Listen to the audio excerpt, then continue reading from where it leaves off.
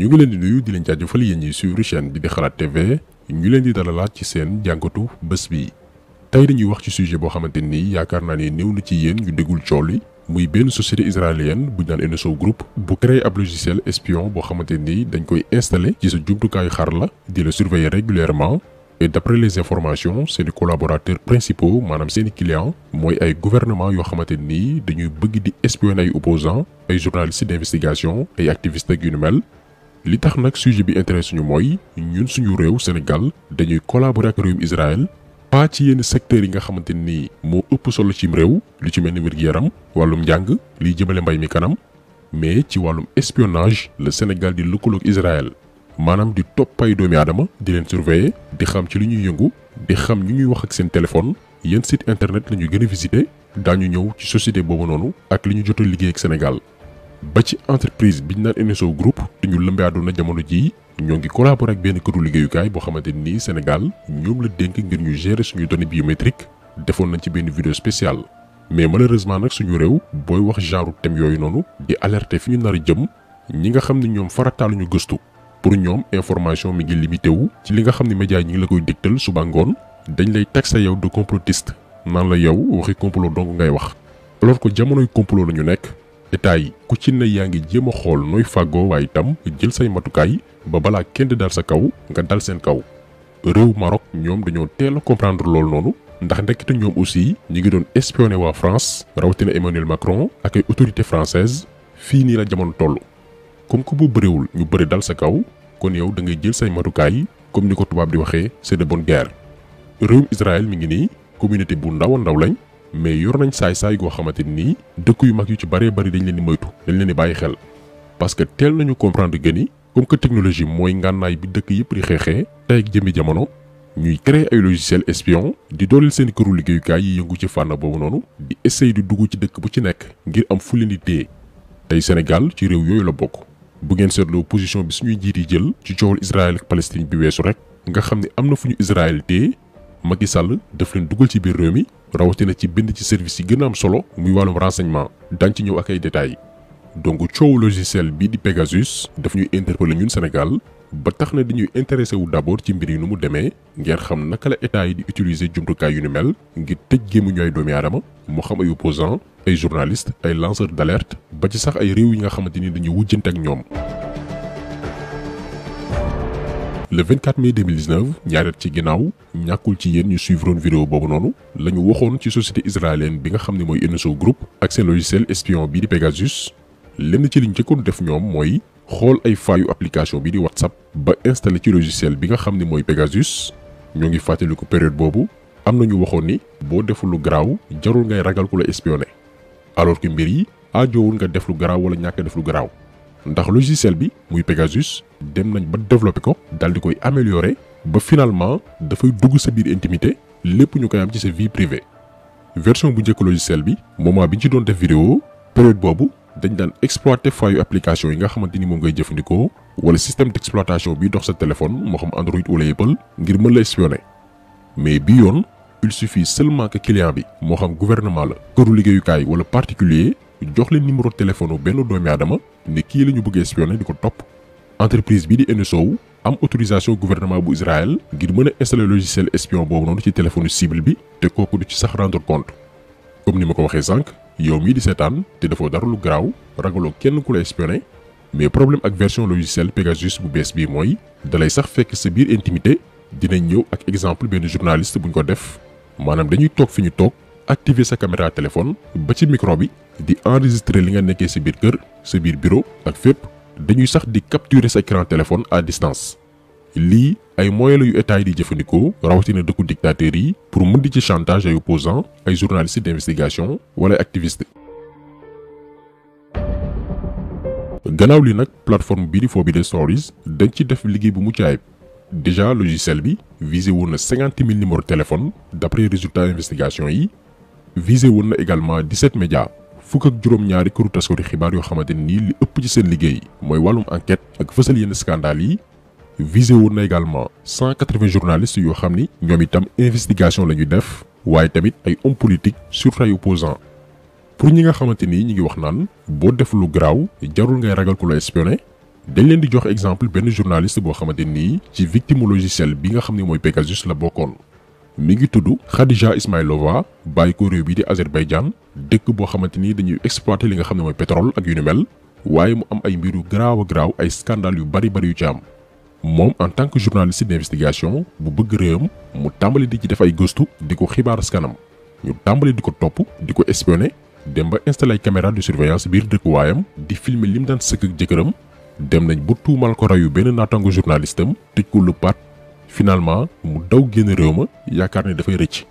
gouvernement am daal di fay waa NSO Group société israélienne bi nga xamante ni moo waral coow li ñu daal di installé logiciel bi nga xam ne mooy Pegasus ci téléphone am di surveiller lépp lu muy def bitim réew même bu tegee téléphone am ci wetam sax dañuy activer à distance li nga xam ne mooy caméra am di ko enregistrer di déglu ay conversation am di def ci moom ay capture d'écran.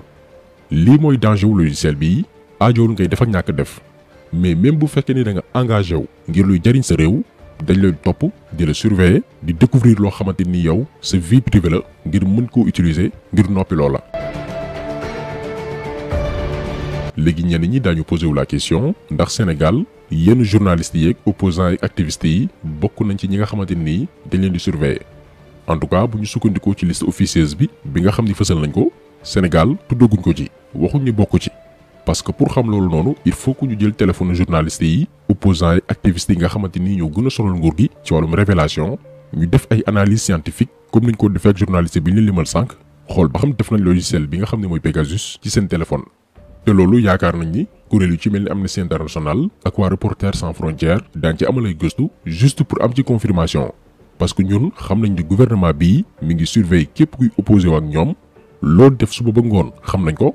jàpp nañ fi du benn yoon du ñaari yoon ay politiciens opposants ak ay activistes génneel leen seeni conversation yi doon amal te accédé wuñu seeni téléphone. cela veut dire que ñi ngi leen doon surveiller. déjà concernant société israélienne bi nga xam ne mooy NSO Group yéen a ngi fàttaliku vidéo bi ñu defoon en novembre 2020 ne leen gouvernement bu Sénégal dafa jébbal suñu données personnelles Union européenne jaare ko ci benn société bu ñu naan Civipol ñoom ñooy gérer biir yooyu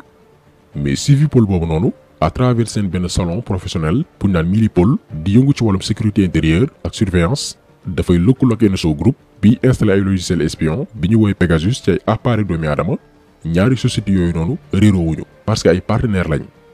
groupe boobu noonu la suñu réew jébbal mbooleem suñuy données biométriques ak bépp information personnelle ngir nee nañ dañuy yeesal état civil bu Sénégal loolu defoon nañ ci benn vidéo spéciale mën ngeen ko suivre ngir découvrir scandale boobu noonu. beneen société bu bàyyi ko réew Israël ñu naan ko AD Consultant dafay lëkkaloo directement ak Macky Sall ci wàllu matériel militaire mais aussi ci ay système d'écoute et surveillance. ku naan Gabi Perez bu société israélienne boobu noonu daal dinay livrer Sénégal ay matériels yoo xamante nii ci wàllum surveillance ak espionnage doomi aadama moo ko tax a jóg. ba ñu formé fii Sénégal ay agents wu suñuy service de renseignement lii état bu Sénégal du ko weddi. moo tax benn jour ñu leen doon wax naan ki nar a remplacer Macky Sall ci bopp réew mi am na liggéey bu rëy a rëy surtout bu fekkee ni dafa am ay ambition yu bees maanaam fexe ba Sénégal moo boppam ci fànn yépp. ndax boo xoolee lépp lu am solo ci réew mi dañ ko jébbal ay doxandeem yoo xamante nii ñu ci bari ju koy caacaay lañu yor moo xam secteur bu mu di jël.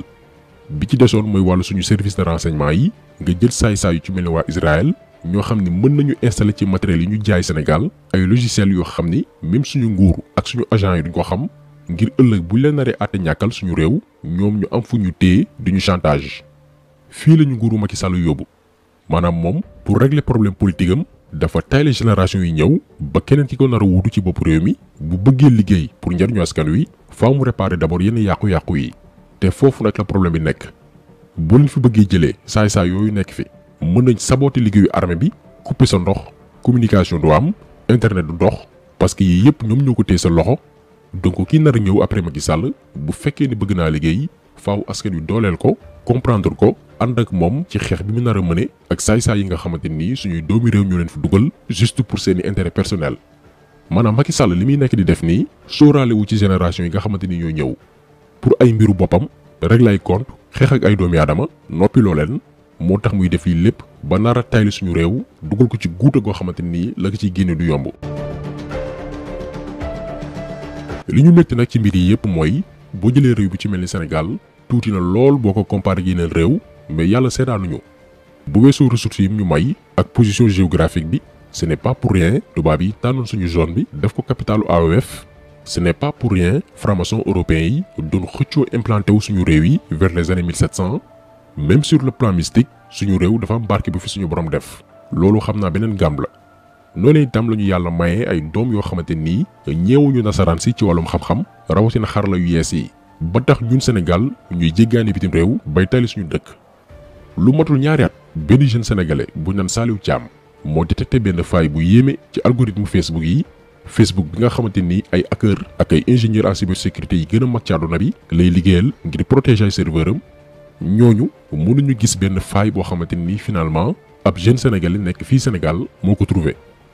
am na beneen jeune sénégalais bu ñaan Amath Kama moom it hacker la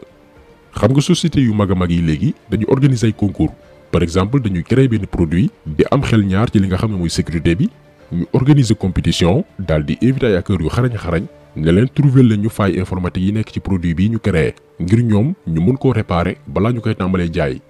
genre concours yooyu noonu la marque bi di Tesla di yëngu ci wàllum automobile organisé woon en mars 2019 pour ñu mën a caytu sécurité informatique benn Tesla 3 bu ñu créé woon. en 15 minutes Amath Kama jeune sénégalais boobu noonu ak benn partenaire am daal di trouver faille yi nekk ci modèle auto boobu noonu bañ ci noppee $35,000 lu jege 20 millions la leen marque boobu noonu fay ci 15 minutes. boolewu ci yeneen jeunes sénégalais yoo xamante ni xamuñu leen comme ni ñu xamee ñoom Amath Kama wala Saliou Thiam mais ci mbir yu ñu mel la seen xam-xam màcc. bu doon suñu njiit yi am nañu volonté jeunes yu mel nii ñooy veiller ci failles yi nekk ci suñu service de renseignement yi suñu armée ak bépp bànqaasu réew mi ba mu leer ñu ni kenn duñu mën a attaquer foofu noonu ñu daal di développer nag ay logiciel comme ni ko réew Israël di defee ak yeneen jumtukaayu xarala ngir balaa ñuy bëri di dal suñu kaw fekk ñun jël nañu suñu matukaay yi. bu ko defee dëkk yëpp ñoo ñuy bàyyi xel comme ni ñu ragalee ak sóoraale waa Israël ndax xam-xam baa ngi ci biir réew mi. ba ci wàllum armement mais benn jeune sénégalais bu ñu naan Serigne Matar Ba loolu mooy xam-xamam produit Sénégal la Prytanée militaire bii la génnee ay bomb ay lance-roquette ay chars de combat lii mooy expertise am da koy defar dem na ba créer entreprise am tuddee ko Skimi Kamiya. Sénégal waroon exploiter potentiel boobu noonu moo am. dégg ngeen ni depuis ba Macky Sall faloo dépensé na lu ëpp 200 milliards pour jënd ay armes ca France alors que ñun am nañ doomi réew boo xamante ni loolu la jàng ñu waroon ko mettre au service de l'État ñuy créer suñu bopp ay armes créer benn industrie bu am doole ci wàllu wi ba dootuñu jéggaani au contraire ñun ñooy jaay waa bitim réew mais déedéet defuñu ko suñu nguur gi loolu intéressé wu leen li nga xam ne moo leen ñor mooy di espionner ay opposants di topp ay activistes di néewal doole ay journalistes ñoo xam ni représenté wuñu danger ci société bi. ñoo xam ni noppiloo leen lu yomb la noppiloo leen mooy déglu li ñuy wax te muy njariñu askan wi di ko def jamono ñooy lii lan moo ko gën a yomb maanaam yow liggéeyal nit ñi bàyyi la mais dem bitim réew di fi dugal ay saay-saay ñu ci mel ni waa Israël sacrifier génération yi nga xamante ni ñooy ñëw ci wàllum sécurité. moo tax comme ni ñu tàmm di ko waxee rek xeex ñii ci jaamu yàlla la bokk ndax bëgguñu réew mi bu ñu bëggoon réew mi pour seeni problème personnel du tax ñu tayal suñu réew teg ko ci ay loxoy saay-saay. kon taxaw seetlu bi tey loolu woon ñu ngi leen di gërëm di leen jaajëfal di leen di daje incha allah beneen yoon ci beneen jàngat jaa ngeen jëf.